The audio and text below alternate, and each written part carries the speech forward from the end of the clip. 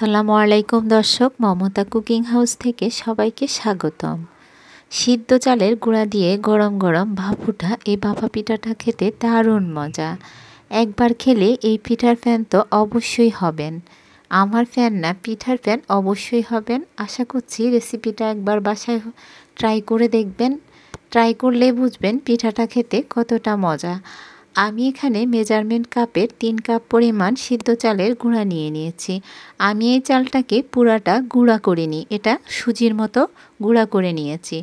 আপনি চাইলে সিদ্ধ চালটাকে বাসায় গ্রাইন্ডার দিয়েও গুঁড়া করে নিতে পারেন, আবার একটু বেশি করে গুঁড়া করলে এটাকে মেশিন দিয়েও গুঁড়া করে নিতে পারেন। আমি এটাকে বাজার থেকে মেশিন দিয়ে গুঁড়া করে নিয়েছি।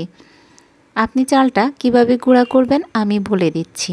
সিদ্ধ চালটা ভুল করেও আপনি পানিতে ভিজাবেন না, ভিজালে আপনার সিদ্ধ চালটা আর গুঁড়া হতে চাইবে না, নষ্ট হয়ে যাবে। আপনি সিদ্ধ চালটাকে যদি গুঁড়া করতে চান তাহলে একটা পরিষ্কার কাপড়কে ভালো করে ভিজিয়ে নেবেন, তারপর তার পানিটা নিংড়ে ফেলে দিবেন। ওই ভেজা কাপড়টা দিয়ে চালটাকে 3-4 বার মুছে নেবেন, তাহলেই চালটা গুঁড়া করার জন্য রেডি। ওই চালটাকে চাইলে আপনি বাসায় গ্রাইন্ডার দিয়েও গুঁড়া করতে পারেন, আবার চাইলে মেশিনেও গুঁড়া করতে পারেন। আমি চালটাকে ভালো করে শুকিয়ে নিয়েছি এই গুঁড়াটাকে, সেজন্য এখানে আমার একটু বেশি পানি লাগছে। যদি আপনারা ভিজা চালটা দিয়ে পিঠা তৈরি করেন তাহলে আপনাদের অল্প পানি দিলেই হয়ে যাবে। এবার আমার এই গুঁড়াটা রেডি কিভাবে বুঝবেন? আপনারা অবশ্যই খেয়াল করেছেন আমি মুঠের মধ্যে একটু করে নিয়ে প্রেস করার পরেই দলা পাকিয়ে গিয়েছে, তাহলেই বুঝবেন পিঠার তৈরি করার জন্য গুঁড়াটা আপনার সম্পূর্ণ রেডি।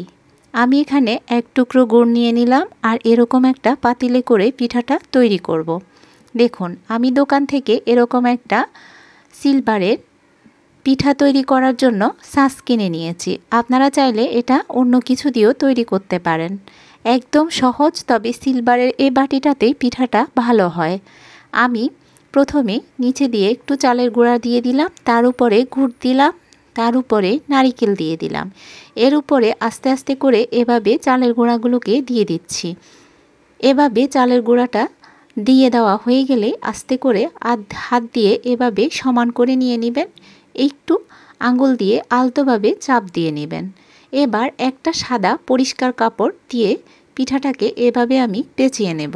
দেখুন এই কাপড়টাকে দিয়ে এবার পিঠাটাকে আমি মুড়িয়ে নিচ্ছি।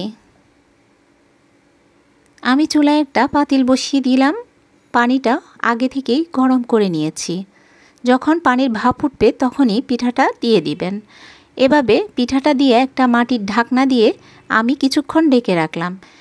যেহেতু পুরা ভাপটাই একটা পিঠাতেই লাগে, সেজন্য অল্প সময়ের মধ্যেই পিঠাটা তৈরি হয়ে যায়। খুব অল্প সময়ের মধ্যে পিঠাটা তৈরি হয়ে গেল। আমি যেই গুঁড়াটা নিলাম এই গুঁড়াটা দিয়ে আমার 15টা মতো পিঠা হয়েছে। আপনাদের হয়তো কম বেশি হতে পারে। ভিডিওটা ভালো লাগলে লাইক করবেন ও শেয়ার করতে ভুলবেন না। সবাই ভালো থাকবেন, সুস্থ থাকবেন। আল্লাহ হাফেজ।